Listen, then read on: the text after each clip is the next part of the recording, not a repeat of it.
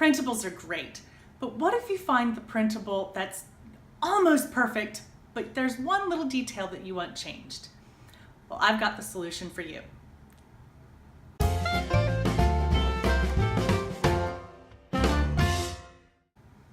Hi, I'm Leslie from PlaydatesParties.com, and I love to use printables. I use them for parties, for home decor, for holidays. The possibilities are pretty much endless. And there are so many options out there too. You can find them for almost any design style. But it's not uncommon for me to find a printable that's really close to perfect, but not exactly perfect. Usually there's one or two little changes that I want to make. And I've figured out a great trick that anybody can do to make small tweaks to printables. I want to start off by saying that this is not for taking a printable that somebody else made and reselling it, because that would be unethical, of course, and we don't want to be unethical. And it's not for anything that requires a huge design change, like changing the whole color of something. Those really are best done by the original designer. So that's going to be my first thing to say, is always, always, always go to the original designer of the printable. Whether it's a blog owner, an Etsy shop owner, just go there first, because that could easily be the fastest option for you. They might make the change for free, or they might have a small fee, but always ask first. Now, if you've contacted the original owner of the printable and they're unwilling or unable to make the change, well then okay, go ahead, pull out your computer and follow this tutorial. Okay, so when you've exhausted all the other options for your printables, here's how you can easily edit a printable if you need to make just one or two tweaks. So for example, here I've got a PDF of a first day of school printable. What I'm going to do first is I'm going to open it up, so you can see here. And then I'm going to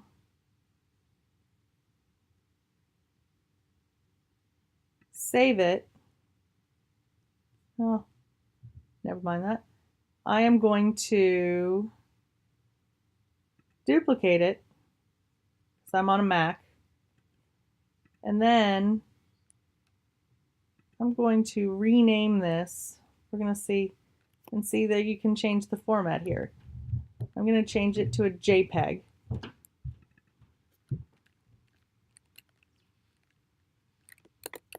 And I'm just going to rename it here. I'm going to save it in the folder right there, same folder. There we go. And now I have a JPEG version. That will be important in just a minute. Next thing I'm going to do is I'm going to go online and I'm going to go to Canva.com, right here, Canva.com. Now this is what it looks like if you don't, sorry about this, there's a lot going on. This is what it looks like if you don't have an account.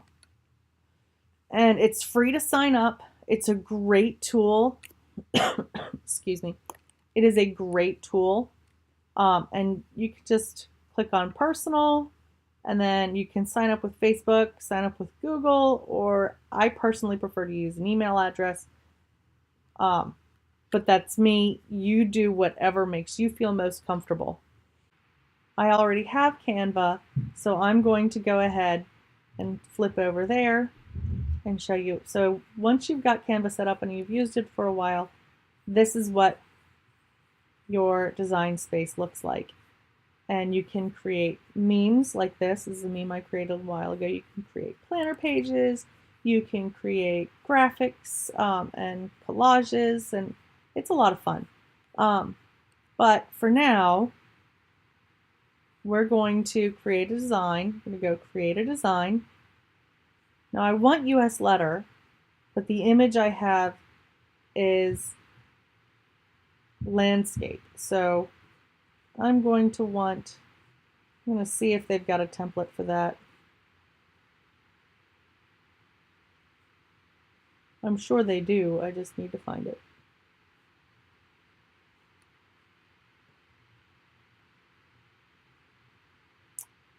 Well, I don't see anything that can be found easily. So what we're going to do here is we're going to use custom dimensions. You can use pixels, millimeters, or inches. So I'm going to go width 11, height 8.5.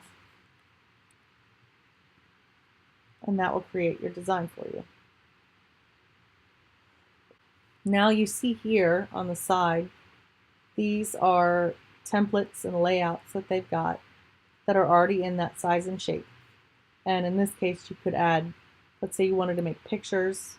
If you wanted to create a collage of pictures to put up for a party or something, I mean, imagine the first birthday party, you could do monthly pictures this way. It'd be really fast and easy and cute. Just pop in some pictures, print it out, and hang it up. Very fast and easy. But back to what we're doing here. I'm going to go to Uploads right here on the left. And then right here, this green bar, Upload Your Own Images. And you see that's the PDF. It won't let you, I'm trying to click on it right now. It won't let you select it because you can't upload a PDF to Canva. But you can upload a JPEG. So I'm going to, let's see, I can click here. I'm going to upload the JPEG of that image. You can see a green status bar here, and you can also see the status of the upload here. Really big images take a little bit longer, but that wasn't that long at all. So nice and easy. And I just click on it and it goes right into the image, onto the first page. So we're going to turn this, see, nice and easy. And you see though that it's not the full size. What I'm going to do is I'm going to just click on this corner here, and I'm going to drag this to where the dotted line meets the edge of the paper. Now it might be tempting to go ahead and resize this so that the full image fits the full size of the page, but I wouldn't recommend doing that. First of all, it would be an incredible waste of ink to print all of that black on extra pages, extra spaces on your page. Also, number two is that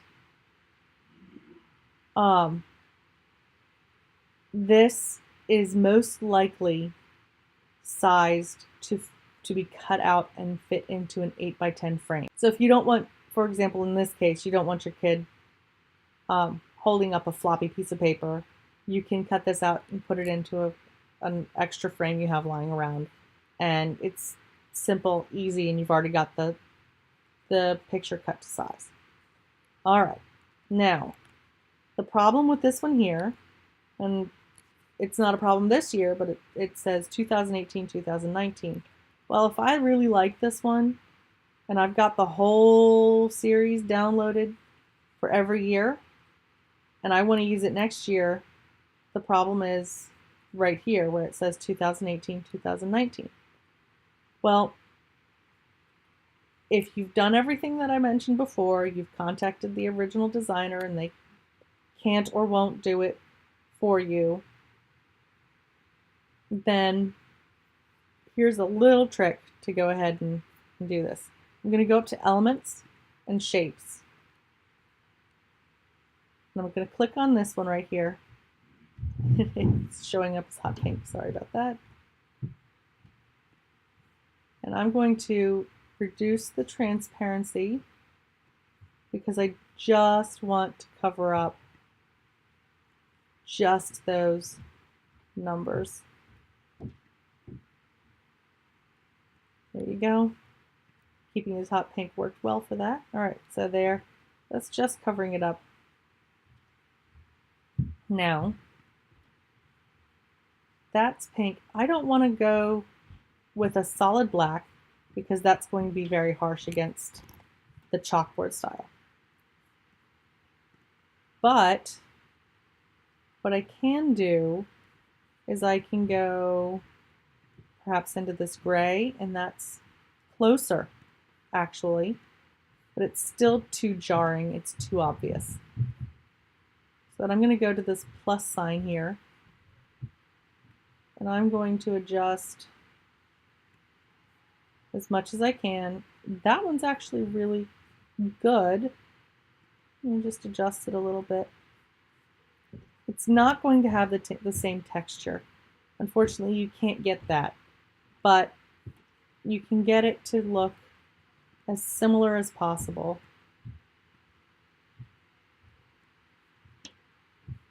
That's even better.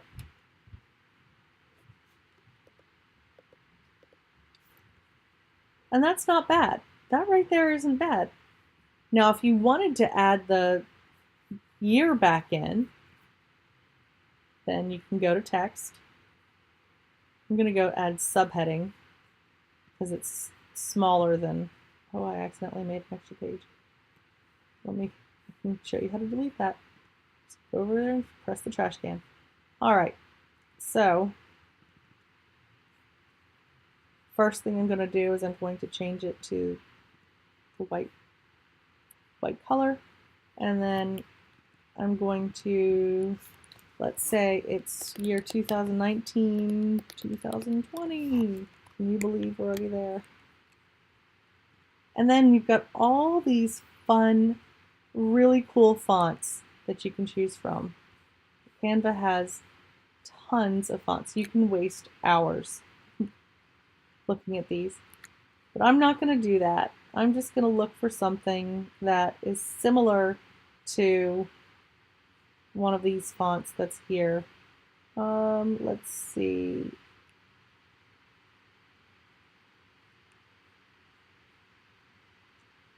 I have one in mind.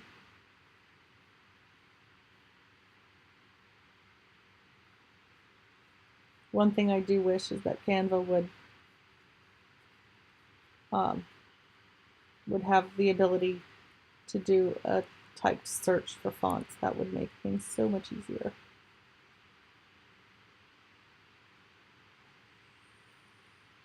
Yeah, this is the one I was thinking of, playlist script. That could look nice. And then we're gonna, I'm not in love with it, but you get the idea. And once you put text over top, you don't even notice that square so much anymore. And it won't affect your photos much. Now, if you're going to do with the chalkboard, I purposefully chose a chalkboard style printable because they are the most difficult to work with. Anything with a pattern is going to be difficult to work with if you're trying to cover things up. The easiest ones to work with are going to be anything that's got a solid background. A solid white background is the very easiest. Solid black background would work well then. Colors are going to get a bit more difficult because you get into variations of the shade, and that can be difficult to match up.